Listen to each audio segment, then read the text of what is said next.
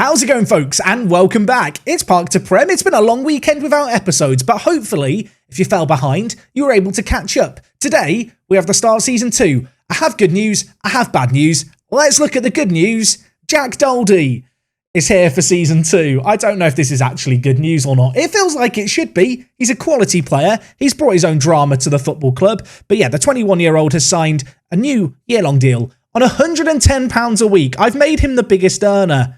They say the definition of insanity is doing the same thing over and over again and expecting different results. I am going to hope for different results. Well, maybe I am insane.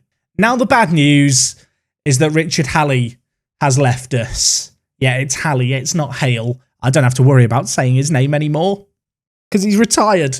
Look, you're allowed to cry. It's a manly thing to cry about stuff like this. Let your emotions out in the comments section.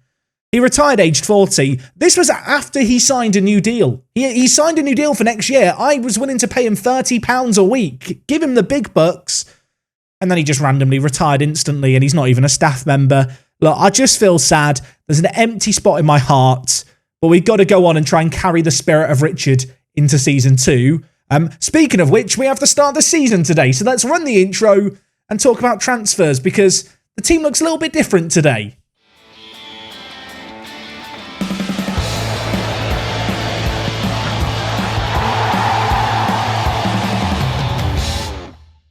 Yes, folks, we're back. It's episode 5 of Park to Prem here with 3 bridges. Today, we have Chatham Town in the league. It's the first league game of the year, although we did play an FA Cup game. Shall we just talk about it at the start? Why not? We took on, what's this team called? Odd Down. Yeah, that is an odd team name. We beat them in the FA Cup. They play the tier below us. It's the first qualifying round of the FA Cup. It's very, very early on. As you can see, quite a lot of fixtures for the next round.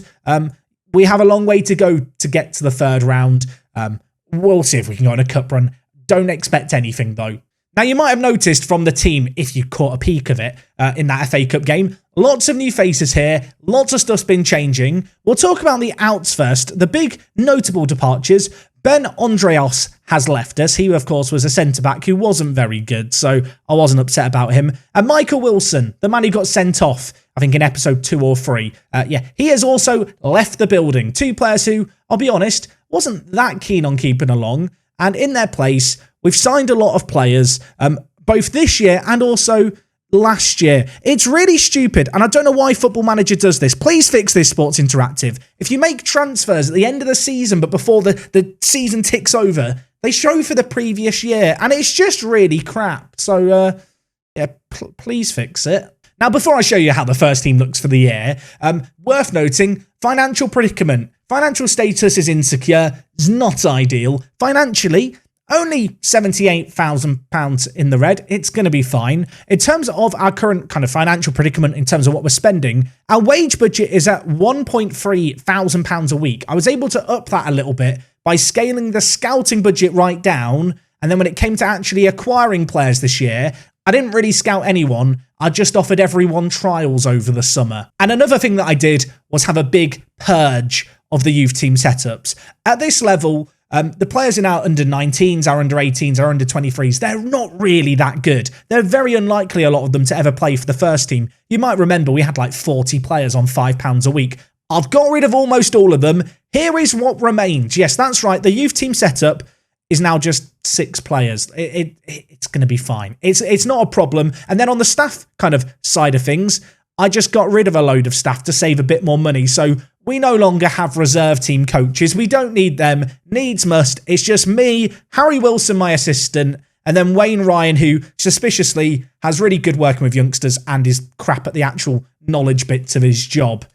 Yeah, I'm a little bit suspicious too. So in terms of the squad for this season, we have a team of 27 first team players. That is more than we had last year. I actually have coverage for all the positions, and the vast majority of these players are actually on proper contracts, I'm pleased to report, whereby we're not going to get them poached midway through the season on a free. If you have ever done lower league saves, you've probably had a couple of players on non-contract deals. In fact, we do still have one such player in Mason Doty, who is just on a deal where we pay him if he plays for us. But I don't really like these contracts because the players get poached away. As a result, the wage spend has gone up, as you've seen. It's gone up to £1,300. We've saved money in a load of other places, but what it really gives me is an actual first team that has a bit more depth and actually has coverage everywhere. That's right, this year I've got more than 4 centre-backs. And actually, I think the best way of looking at the team is just to show you it on paper, how it might line up to start the year. Now, the nice thing here is there's quite a few familiar faces. We left things in a situation where I was quite fearful we would lose a lot of players. But the good news is we've got some players who have returned. Maybe they shouldn't have returned. Maybe they're not good enough, but I'm willing to give them another chance. One such player is Jacob Wood, who we had in on loan last year as a goalkeeper. He's back in on loan this year as a goalkeeper from East Thurrock. He's going to start for us this year, although we have picked up another goalkeeper, and that is Dominic Durdley, who, besides having an absolutely fantastic name, is in on loan from Kettering. I mean, when you compare the two players here, Dominic should probably be the man who's given the nod, but he has lower stars, and Wood is the devil I know. And I feel like the phrase is, better the devil you know. Although, the more I look at it, the more Dominic should probably play. Would you play Dominic or Jacob? Let me know. Answers on a postcard. Today I'm going to play Jacob Wood because he played for us last year and I'm biased like that. But actually, I'm looking at things now. The 17-year-old might go on to be our number 1 choice goalkeeper this year. As for the defence, right back and left back have returned from last year. That is right. Joe Kay returned at left back. He's a pretty good player for this level. Reasonably well-rounded. Out on the right-hand side, Ball is back. Yes, that's right. Anthony has signed a new deal with the club. Of course, joined on a free last year. Played better once we took over. I've not been wowed by him, to be completely honest, but in terms of players I was actually able to attract, he was better than everyone else, so he's still here. And at centre-back is where things do start to look just that little bit different, because in at centre-back, we've got Jack Blackham. This is a chap who was released, if we just look here, by GNP Sport. He's played for Nuneaton in the National League North once. He's not played a whole host of games. Last year, he played 34 matches and got an average rating of a 5.79. I'm giving him a second chance. I believe in rehabilitation. And actually, when you look at him, he's a reasonably good centre-back, as far as I'm concerned, especially compared to what we had last year. So he plays at the back alongside Barnett, who we've got in on loan from Hamwell Town. Now, similarly to Blackham, he's not really remarkable, but he's got good jumping reach. He should be okay in the air. He's not the slowest player in the world. And actually, he looks relatively good. So centre-back is improved from last year. And we've actually got a bit of depth here. We've got Artemi, who is not a bad little centre-back, who can also play centre-mid. And at this level, where you can only have 5 players on the bench, versatility is key. So I really like George as a pickup for us. He signed on a free transfer after he was released. Like a lot of these players, I just looked at all the players who were available, who were released, who seemed semi-decent, and offered them all trials. And from there, I just kind of tried to formulate a squad with as little scouting as possible to save money. In terms of other centre-back options, we've got Theo Jones, who is frankly awful. He's on £35 a week. I'm not expecting fireworks, but it's just a case of getting bodies in at the back. And another man who is perhaps slightly more likely to play is Franklin Enze. Firstly, fantastic name Enze, and at 18 years old, he's not a bad little player. Now, when it comes to the midfield, couple of players return this year. We've got Greg Hackett at right mid. He is rather unremarkable, but at £50 a week, he's affordable as well, which is a very key aspect with a lot of these transfers. There were better players out there. They wanted hundreds of pounds a week to play, and I can't afford that. Elsewhere, Brandon O'Neill, who was our hat-trick hero, you might remember, at centre mid. This year, he's going to be playing left mid. I couldn't get Kianga to come back. He's living it up in Grantham, having a jolly old time. Doesn't want to come down to our level. I will be honest, it was like wingers didn't exist. So I have brought in Brannan. We have got a couple of other alternatives, though, like Alex Ryan here, who at 23 years old, we signed from Bridport. He actually had an okay year with them, and they were promoted from the Western League Premier Division. He is an okay winger to the point where he will probably compete with O'Neill over the course of the year and get some game time. He's quick, he can put the ball into the box, perhaps not quite as well-rounded, which is why, to start the year, we're going to go with O'Neill. I feel like this year, you don't want to throw a load of new players in at once. We need to have, a few players who know the system, know the club, then we can work out who rises above the pack and actually looks like better players than what we had previously. Now, in at centre mid, things get interesting here. We have Jones. Look, that is not a real name, is it? That is not. Someone's going to tell me that's a real name. I don't believe you. Apparently, it's either Scottish or Welsh. I think it looks Welsh to me. That is Welsh all over. There's no vowels in his name. We'll just call him Jones. It's easier. Look, this guy is 16 years old. He's a centre mid who was at Marlow last year. We've picked him up on a free transfer. There was lots of teams interested in this guy, and you can kind of see why. He's a really, really well-rounded player. For us this year, he's going to start as our ball-winning midfielder on defend. Hopefully, he's going to be good. Maybe he can develop slightly. And alongside him, we've got Josh Thompson, in on loan from Nuneaton Borough. That is the first time I feel like we've signed a player from a club that I actually recognise. Nuneaton Borough, by the way, have been relegated in this save game, so they're down in the lower non-leagues. This guy, though, Josh Thompson, I mean, he's basically the world's greatest box-to-box midfielder. Dare I say the best box-to-box midfielder in the entire league. And up top, things look a little bit familiar still. We've got Dowdy. We've talked about him. Let's not talk about him too much. He's on a lot of money. Gaylor returns to the team. Of course, he was great with his set pieces last year. 10 assists, 8 goals. He's got that 14 corner taking and 11 free kick taking, which at this level is absolutely nutty. So we want to make use of that. And I have brought in a bit of depth in the striking position. The headline signing, Anisu Sisimai, 22 years old. He was top goal scorer in the league below us last year for a team that finished really kind of comfortably in mid-table. So, look, he scored goals last year. He got 15. He's got a bit of a super sub, can play at striker, can play in the wide areas. Very, very useful. As I've already mentioned, we have 5 players on the bench. So, versatility is key. Elsewhere on the bench, a couple of new players that I want to big up a little bit. We've got Kiesel Braithwaite, who is from Barbados. He was playing with Wealdstone last year, but was released. So we snapped him up really early. At 17 years old, he can play left back, he can play right back.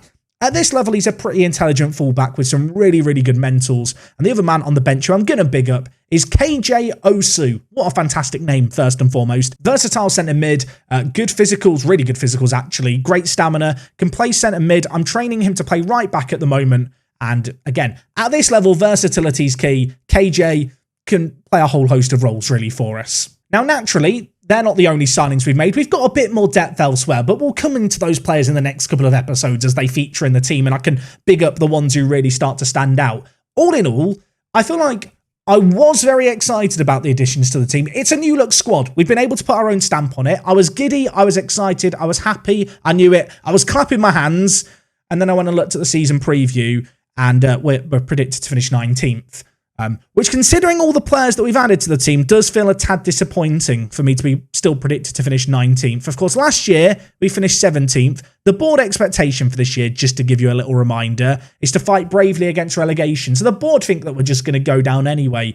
So the aim for this year is to try not and get relegated. Ideally, don't get pulled into any kind of battle. I would be quite happy with an awful mid-table finish. I say an awful mid-table finish. It would be a great mid-table finish, but it wouldn't really be an interesting season. But ultimately, I just need to stabilise the club this year. We've brought in a fair few new players. We've had to have a bit of a rebuild. We've actually got a team full of players who are contracted now, which is nice. I have just got one big eye on the overall balance.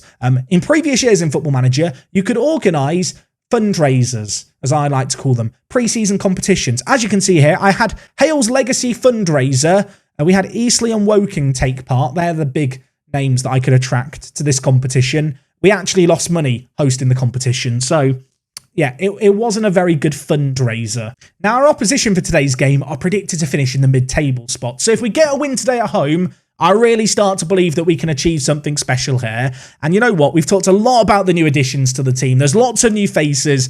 I just want to see them on the pitch, and I'm sure you do too. I'll be honest, it's been a really challenging pre-season. I know a load of people have been enjoying the transfer specials I did with Newcastle United.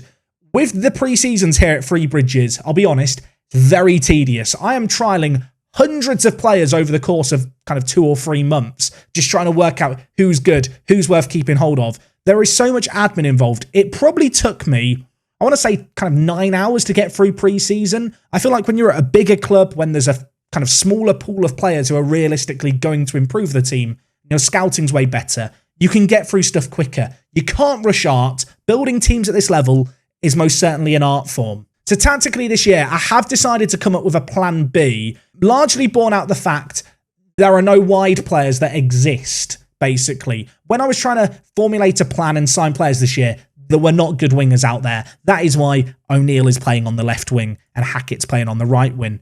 So my plan is that if it doesn't go well to start the year, we go to a diamond. I've never really used a diamond, I don't think, on a YouTube save game to any great success. But yeah, it might be what we resort to if things do start to go badly. But at least to start the year, we're going to play exactly how we did last year. We did quite well last year. I'm kind of optimistic about it. I'm just hoping that the new players mixed with the old players are going to be able to do the business for us. If you had told me at the end of last season, Jack, going into the first league game of next year, 7 players of your first team squad are still going to be here, I probably would have laughed at you and said, well, that's mental. I'm going to be changing all the players around. The truth is, I thought I was going to do way more changes. I'm hoping that the new players that we've brought in are going to make a difference, especially at the weak areas that we had last year. Centre-back and centre-mid were definitely areas where I just wasn't happy throughout the year. I feel like we've added some good strength there. We've gotten some good young players elsewhere who I'm sure will come into the team. All in all, though, as I've already mentioned, this is a year about stability. And, well, I'm hoping we might have a chance here because we've got a corner. It's going to be whipped in. And Barnett's got his header on it. He's done exactly what I brought him in to do with his 12 or 13 jumping reach. Gayler, with his 14 crossing, and not 14 crossing, 14 corners at this level is bloody brilliant. He puts it into the near post, and then Barnett is just taller than everyone else. He's got like 13 jumping reach, 13 aggression. He's hungry. He wants it. He's got his noggin on it. We're a goal up, and I'm going to be honest, it's not been a spectacular first half, but when you look at those stats, we've been bloody brilliant. I'm very pleased. We've created loads. The scoreboard reflects that. Let's go and get a few more in the second half. Probably a little bit early here, but I'm going to make a change just because I want to play things safe. I'm going to take out Jones and I'm going to bring in Artemi to be the ball-winning midfielder. Of course, this man can play centre-mid and centre-back, which is really good. As far as centre-mids go, look, he's not the most agile, but he's aggressive, he's brave, he can kind of tackle. He looks like a hard man, doesn't he? He looks like someone you wouldn't want to get in a scrap with. So I'm hoping he's going to be able to do the dirty work in at centre-mid for us here. Coming up to an hour gone here, this has been a very solid display. We've not had as much of the ball as I would like, but they've had one shot on target all match. We've been brilliant, and with 20 minutes left, I'm going to make another change. You know what? I'm going to bring in Sissi Mai. I'm going to take off Daldy, who's been a bit poor today. Sissi Mai, you were top goal scorer in the league below us. Can you show that you can do it at this level? He's really quick. He can kind of shoot. That's all you need to be a lower league striker. You don't need good physicals. You don't need to be good in the air. Just be faster than everyone. I say all of this and he's now come on nothing's happened. And suddenly the game's about to end. I mean, for all the classic matches we've had to start times here at Three Bridges, I'm quite content with a 1-0 to start the year. It's not a classic. Carl Barnett's header is the difference. As I said, 13 jumping reach, 14 aggression. I've brought him in to be a set-piece weapon. And, I mean, he's done the job. He is the non-league battering ram. He's just going to nod stuff in all year, I hope. That's certainly the plan. He needs to carry on in the spirit of Hale, who is, well, sadly no longer with us. Don't cry again, Jack. Don't cry again. Be strong. Be strong. I mean, look at that. Barnett won 19 headers. He won 19 headers. He only completed 43 passes. This man is going to be so good in the air this year. Centre-back was an area of concern. It might be premature to say after one game. I think that Blackham and Barnett are going to solve all the problems we had last year at the back. Please don't clip this and take it out of context at the end of the year. But look at them. They're bloody brilliant as a pairing. And I love them both very much. You know what? Because that game ended a little bit quickly, I'll talk you through some of the other players that we've signed that I'm very excited about. We've got Lewis Wilson, who's 21 years old. He's a very well-rounded striker. He's kind of average at everything. But for £20 a week, you can't complain. And then I found another player who's not too dissimilar in Harvey Warmington Christmas. Which, I mean, firstly, what a fantastic name. You're probably looking at things here and going, Jack, Harvey isn't as good. Like, did you see Harvey first, sign him, then sign Lewis?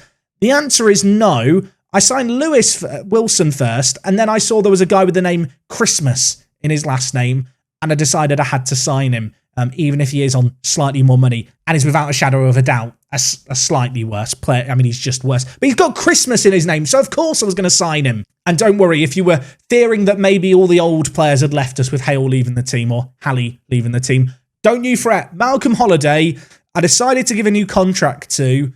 I'll be honest, at £45 a week, he's probably overpaid the 38-year-old. If he does end up playing any games for us this year, it means that I've screwed up massively or we've got an injury crisis. His physicals, by the way, are very much in the mud. If he's still walking at the end of the year, probably a miracle. But anyway, guys, I think that almost wraps things up from me today. Not a classic today. I'm not going to lie to you and pretend it was the greatest match we've ever seen, but we won our first game of the year, and new signing had an instant impact. What more could you ask for? I'll tell you what more you could ask for. A like on this video. If you've enjoyed things, do drop a like on it. It genuinely does help things out. Of course, just as a little reminder, episode coming your way tomorrow. Just weekends where we're not uploading. Same time and place as today. Hopefully, we're still going to be flying high towards the top of the table. Could we force playoffs? Maybe. I'm not sure. Let me know what you made of my transfer business. Have I lost my mind with Jack Doldie? I think the answer's yes. I want the answer to be no. Let me know what you think. I'll see you next time. It's me, Jack, and I'm excited for a new year. In case you can't realise, I hope you guys are too. I'll see you next time.